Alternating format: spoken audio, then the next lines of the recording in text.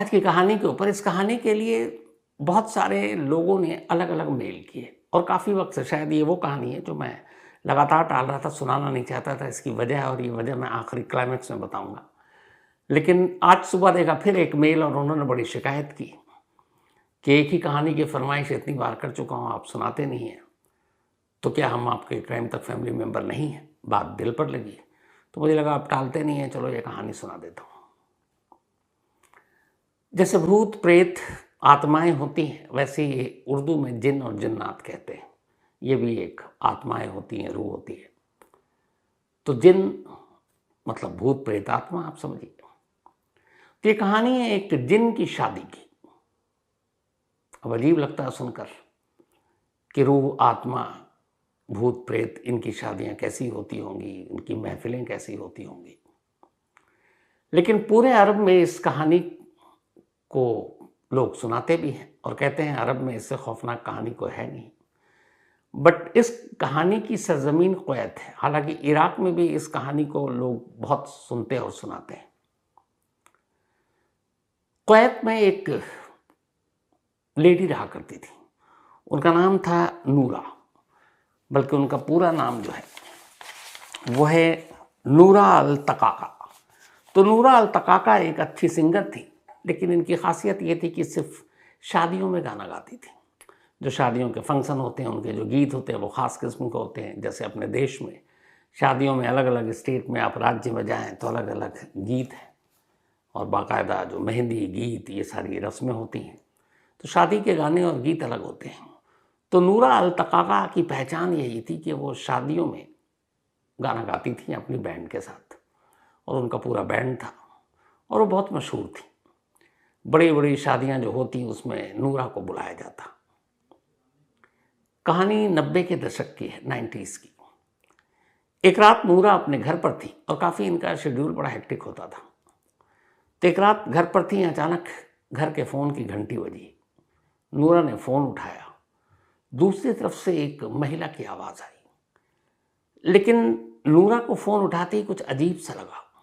उन्हें लगा सामने जो महिला है जो बोल रही है, ऐसा लग रहा है जैसे उसकी आवाज़ किसी सुरंग से, ज़मीन के बहुत अंदर से आ रही है। एक इको टाइप आवाज़ और बिल्कुल गहराई से किसी सुरंग से। सामने उस लेडी ने नूरा से कहा कि आप नूरा बोल रही हो? नूरा ने कहा जी। उसने कहा कि कल हमारी शादी है और हमें आपकी आवाज़ चाहिए। आवाज़ मतलब ये कि शादी में आपको गाना है।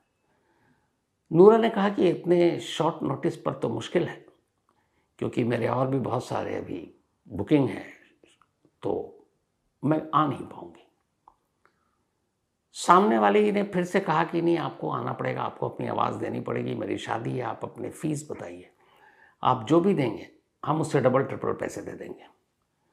अब नूरा को लगा कि कमाल है, मतलब दुगना पैसा देने की बात कर रही है। अब नूरा थोड़ी सोच में पड़ गई कि हाँ बोलूँ या ना।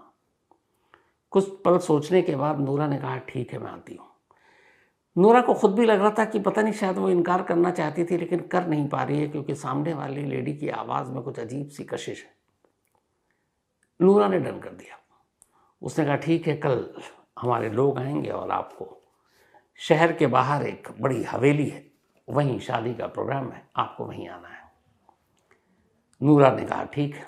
अब नूरा ने अपने बैंड मेंबर को, अपनी बाकी साथियों को बताया और उस बैंड मेंबर में सारी महिलाएं थीं, कोई मेल या पुरुष नहीं था। तो अब नूरा अगले दिन अपने बैंड मेंबर के साथ तैयारी करती हैं, लेकिन उससे पहले जब बैंड मेंबर को सब कुछ बता दिया, उस रात नूरा को नींद नहीं आई। वो इसी चीज़ में खोई हुई है कि जिसका फ़ोन था उसकी आवाज़ मतलब उन्हें बेचैन कर रहा, कि वो कौन लेडी थी जिसकी आवाज़ इस तरह से ऐसा लग रहा है जैसे सुरंग के नीचे से बोल रही है, और कानों से वो आवाज़ उसकी जा नहीं रही है नूरा की। तो परेशान उसे लगा, कुछ अजीब सी फीलिंग भी आ रही है, जाऊँ ना जाऊँ, बहाना कर दूँ, लेकिन वो इनकार नहीं कर पाई। खैर रात बीती, सुबह हुई। सुबह होने के बाद नूरा ने अपने बैंड वालों को कहा कि ठीक है आप सब तैयार रहो, फिर चलते हैं। अब इसके बाद दोपहर के बाद, चूंकि शहर के बाहर था और वहाँ जाकर अपना सेटअप भी करना था, तो नूरा और उनकी बैंड मेंबर तैयार हो गई। वादे के मुताबिक जिस लेडी ने फ़ोन किया था उनकी गाड़ी ड्राइवर के साथ नूरा के घर के बाहर, और नूरा के बैंड मेंबर उस बड़ी सी गाड़ी में बैठ गए। अब गाड़ी चल पड़ी। जैसी गाड़ी चली, थोड़ी देर के बाद नूरा ने महसूस किया कि गाड़ी, जो शीशे हैं या आईना है गाड़ी के अंदर होता है, मिरर, रेयर मिरर और सारी चीज़ें, वो तो है, लेकिन उसमें कोई चेहरा दिखाई नहीं दे रहा है। जैसे खुद नूरा है, सामने मिरर है, देख रहे हैं, लेकिन उनका चेहरा गायब है। तो उन्हें बड़ा अजीब लगा। फिर जब आगे चलने लगी तो देखा कि गाड़ी धूप से गुजर रही है, लेकिन गाड़ी की परछाई सड़क पर दिखाई नहीं दे रही है, मतलब परछाई गायब है। फिर उन्होंने ध्यान दिया कि ड्राइवर की तरफ, ड्राइवर की आंखें तो थी लेकिन उसकी पलकें गायब थी। अब ये सब देखकर, और गाड़ी चल रही है और नूरा की हालत ख़राब हो रही है, रात की आवाज़ अभी तक कानों से मतलब गूंजी अभी तक जा नहीं रही है। अब गाड़ी रेगिस्तान के रास्ते पर है और धीरे धीरे मंजिल की तरफ बढ़ रही है। रेगिस्तान की तरफ जाते हुए अचानक जैसे नूरा को लगा कि घड़ी बंद हो गई, वक्त रुक गया, कुछ समझ में नहीं आ रहा है। और नूरा को कुछ पल के बाद ऐसा लगा जैसे वो रेगिस्तान के बीच से जो सड़क जा रही है उस सड़क पर नहीं जा रही है, बल्कि गाड़ी धीरे धीरे नीचे गहरी खाई में जा रही है, लेकिन स्लोली स्लोली।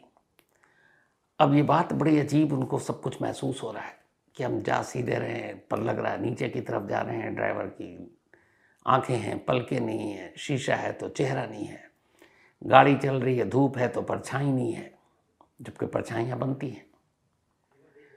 खैर, ये सब होते होते धीरे धीरे सफ़र कटा, शाम हो गई। अब अचानक गाड़ी एक जगह रुकती है, सामने नज़र पड़ती है एक महल नुमा ढांचा था। नूरा को बड़ा अजीब लगा देखकर कि यहाँ शादी है और ये एक वीरान खंडर जैसा ढांचा, लेकिन उस ढांचे को देखकर लग रहा था कि ये महल कभी बहुत खूबसूरत और आबाद रहा हुआ करती होगी। अब गाड़ी से उतर कर वो लोग गए, तो जैसे करीब गए तो उस खंडरनुमा महल की दीवारें ऐसा लगा जैसे हिल रही हैं, और दीवारों से ऐसा लग रहा है जैसे दीवारें हिल भी रही हैं और सांस भी ले रही हैं। अब अचानक नूरा के कान में कुछ शोर सा सुनाई दिया और एक आवाज़ आई। नूरा के कान में किसी ने खामोशी से कहा कि अब पीछे नहीं जा सकती, आगे बढ़ना है तुम्हें। नूरा फिर घबराई। अब वो उस हवेली के अंदर दाखिल हुई। जब अंदर दाखिल हुई तो वो हैरान रह गई, देखा कि अंदर हवेली में उसे लगा कि वो वक्त से पहले आ गई है, लेकिन पूरे हॉल में सैकड़ों मेहमान हैं और सैकड़ों मेहमान छत के नीचे जमा हैं और सारे मेहमान बैठे हुए हैं। लेकिन अचानक नूरा की नज़र पड़ी कि जो हॉल में कुर्सियां रखी हैं वो सारी खाली हैं। नूरा को यकीन नहीं हुआ। फिर उसने देखा वाकई कुर्सियां खाली हैं, लेकिन मेहमान तो बैठे हुए हैं। फिर उसने ध्यान से देखा तो देखा कि सारे मेहमान हवा में बैठे हुए हैं और ज़मीन पर कुर्सियां खाली पड़ी हैं। अब नूरा के साथ साथ नूरा के बैंड मेंबर की भी हवा ख़राब कि ये हो क्या रहा, कुछ समझ में नहीं आ रहा। रास्ता, वो गाड़ी, वो परछाई, वो शीशा, वो शादी का घर जो एक खंडर। फिर भी अब इन्होंने किसी तरह से डरते कांपते, जो स्टेज इनके लिए फिक्स था वहाँ अपना सेटअप तैयार किया और अब इनको गाना गाना था। तभी उन मेहमानों के बीच से इन्हें दूल्हा और दुल्हन, सभी के लिबास अलग थे, तो दूल्हा और दुल्हन के लिबास से इन्होंने पहचाना कि शायद यही है, इन्हीं की शादी है। लेकिन ध्यान से जब नूरा ने देखा तो देखा कि दुल्हन का घूंघट जरा सा सरका तो घूंघट के नीचे से काला धुआं निकल रहा था और चेहरा दिखाई नहीं दे रहा है, जबकि दूल्हे की गर्दन उल्टी थी, सामने की तरफ बाकी जिस्म का हिस्सा, लेकिन गर्दन पीछे, वो देख कहीं और रहा है। और ये सारी चीज़ें देखकर अब नूरा को लग रहा था कि कुछ गड़बड़ है। फिर उसे लग रहा कहीं सपना तो नहीं देख रहे हैं। लेकिन खैर, इन सारी चीज़ों के बीच में सारे बैंड में जो लड़कियां, वो भी घबराई नहीं। नूरा उनका हौसला बढ़ाती है और फिर कहती है चलो गाना शुरू करते हैं। अब वो गाना गाना शुरू करती हैं। शादी का जो गीत उनका काम था, गाना जो पहला गाना वो शुरू करती हैं। गाना पहला ख़त्म, लेकिन कोई ताली नहीं बजती। बल्कि जितने भी मेहमान जो कुर्सी छोड़कर हवा में बैठे थे, उनकी गर्दन अचानक मुड़ती है और वो सारे अपनी जगह बैठे हुए, सिर्फ गर्दन मुड़ी, देखा। किसी के चेहरे पर कोई मुस्कुराहट नहीं, बस दांत, लंबे दांत, नुकीले, गीले, और फिर आवाज़ आती है, और गाओ, ऊंची आवाज़ में गाओ, तुम्हारी आवाज़ में हमें रास्ता दिखता है, किसी ने ये कहा। अब नूरा ने फिर दूसरा गीत गाना शुरू किया। हर गीत के साथ अब नूरा की आवाज़ भी लड़खड़ा रही है। एक तो दहशत, अजीब सा वहाँ का माहौल। फिर नूरा की नज़र हॉल में बैठे मेहमानों पर पड़ी। जब मेहमानों पर पड़ी तो ऊपर से नीचे तक अब जब नूरा ने ध्यान से देखा तो जो अजीब सी चीज़ ये आई कि हर मेहमान के पैर उल्टे थे, पैर उल्टे थे, पंजे, एड़ी, तलवे सब गायब। और ऐसा लगता था जैसे किसी बकरी या ऊँट के सिर्फ खुर हैं, वो इंसान के पाँव नहीं है, क्योंकि तलवा नहीं है, आपके एड़ी नहीं है, पंजा नहीं है। ये सब देखकर और दहशत, लेकिन नूरा अपना गाना जारी रखती है। तभी तीसरे गाने के बाद एक आवाज़ आती है और नूरा उस आवाज़ को भूली नहीं थी, क्योंकि पिछले 24 घंटे से वो आवाज़ उसके कानों में गूंज रही थी। वो आवाज़ उसी लेडी की थी जिसने उसे फ़ोन किया था। उस आवाज़ को पहचान गई नूरा ने, उसकी तरफ देखा। वो लेडी अब धीरे धीरे नूरा की तरफ बढ़ी और उससे जाकर उसने कहा कि अब तुम्हारी आवाज़ नहीं कुर्बानी चाहिए, और गाना गाते रहो, रुकना मत। अब हर गीत के साथ और उस महिला की बात सुनने के बाद नूरा की हालत और ख़राब कि हो क्या रहा है। फिर भी नूरा अब डर से गा रही है कि पता नहीं यहाँ क्या होगा। पूरे बैंड की जो मेंबर आई हैं उन सब के साथ भी उनकी जिम्मेदारी भी उसी के ऊपर है। अब नूरा और उसके लोग गाते गाते थक गए, लेकिन हर गीत के रुकते ही सामने से आवाज़ आती, और गाओ, ऊंची आवाज़ में गाओ। अब वो कब तक गाए, और ना गाए तो खतरा। तो गाती रही। करीब करीब अब सुबह के 4, 4:30 बज चुके हैं। गाने का दौर ख़त्म नहीं हो रहा है। इसके बाद अचानक बैंड की एक मेंबर बेहोश होकर गिर पड़ती है।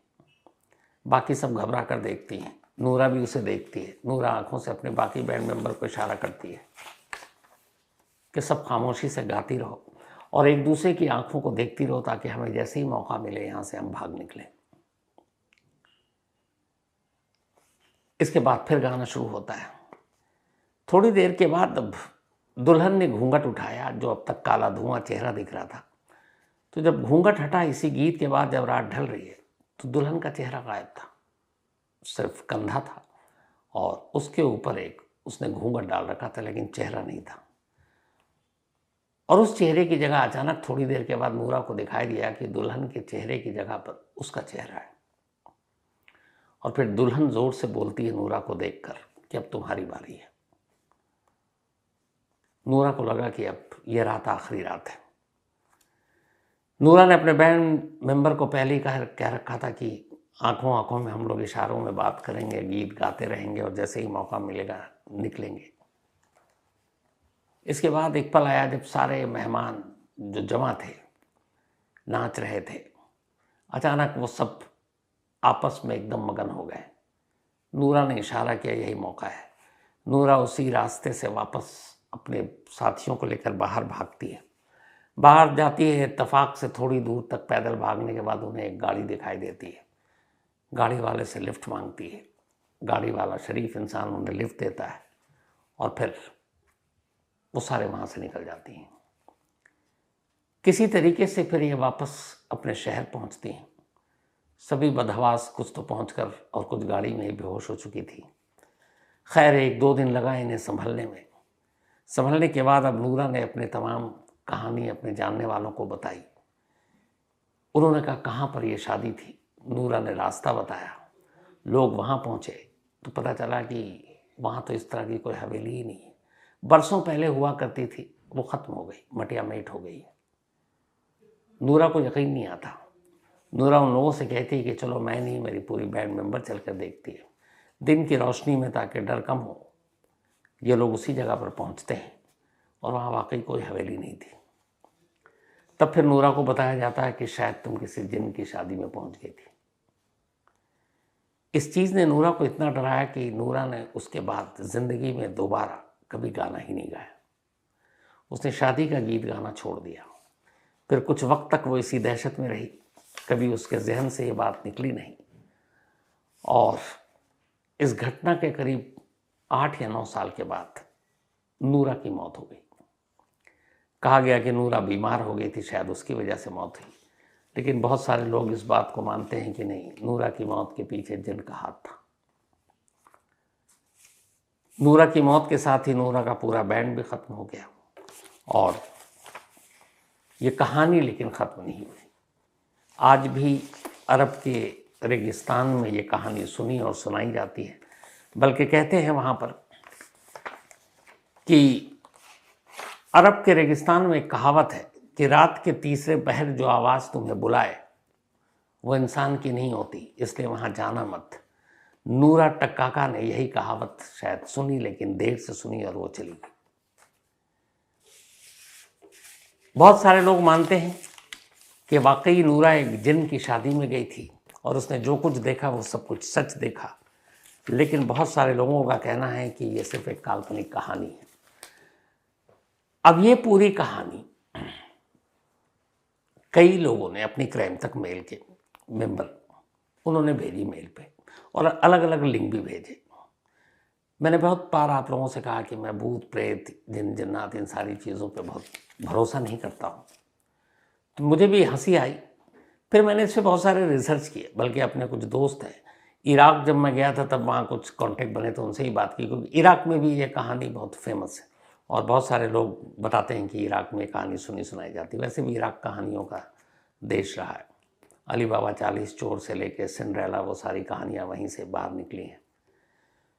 तो मैंने इस पर जब रिसर्च किया, लोगों से बात की, तो पता चला कि असल में ये कहानी नूरा की रियल स्टोरी नहीं है, क्योंकि इसका कोई प्रूफ नहीं मिला। तो फिर क्या है? तो ये वहाँ की एक लोक कथा है। जैसे अलग अलग कहानियाँ होती हैं, तो इसके बारे में यही कहते हैं कि एक लोक कथा है जो पूरे अरब में मशहूर है।